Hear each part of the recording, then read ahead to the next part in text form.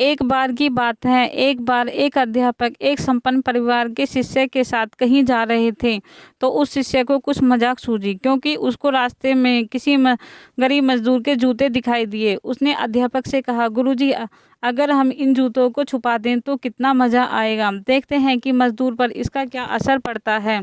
अब उसको तो मजाक सूझ रहा था, लेकिन गुरुजी ने कहा कि नहीं, गरीब इंसान के साथ इस तरह का भद्दा मजाक करना ठीक नहीं है। उसने कहा, क्यों ना हम इन जूतों में कुछ सिक्के डाल दें और देखें कि इसका इस गरीब मजदूर पर इसका क्या प्रभाव पड़ता है। उन्होंने ऐसा ही किया।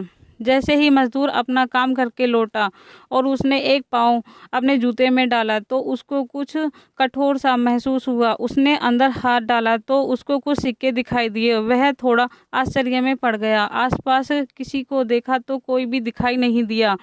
वापस उसने दूसरा पैर अपने जूते में डाला और वापस उसमें कुछ सिक्के दिखाई दिए। अब दोनों जूतों के सिक्के को उसने अपने हाथों में रखा और प्रभु की तरफ इशारा किया। प्रभु, पता नहीं किस भले मानुस ने यह सिक्के मेरे जूते में छुपा हैं, लेकिन जिसने भी छुपाए हैं उसको मेरी दुआ है कि ताकि इन पैसों से मैं अपने बच्चों और अपनी पत्नी के लिए कुछ खाना और दवाइयाँ ला सकूं। और इतना बोलकर वह चला गया। इस बात को शिष्य और अध्यापक दोनों सुन रहे थे। अब अध्यापक ने शिष्य से पूछा कि अब तुम मुझे बताओ कि तुम्हें कैसा महसूस हुआ, तुम्हारी पहले वाली मजाक या मेरा तरीका।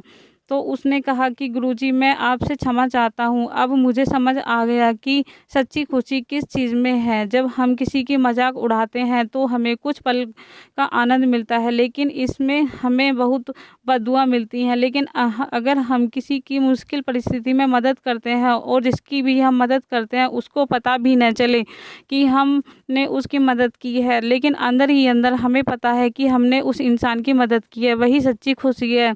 जब हम दूसरों को खुशी देते हैं तो हमें सच्ची खुशी मिलती है। इस तरह खुशियाँ बांटते रहिए, लोगों को मदद करना चाहिए और दान करते रहिए। जिसके भी आप काबिल हों, जितना भी आप से बन पड़े दान करें, लेकिन दान जरूर करें।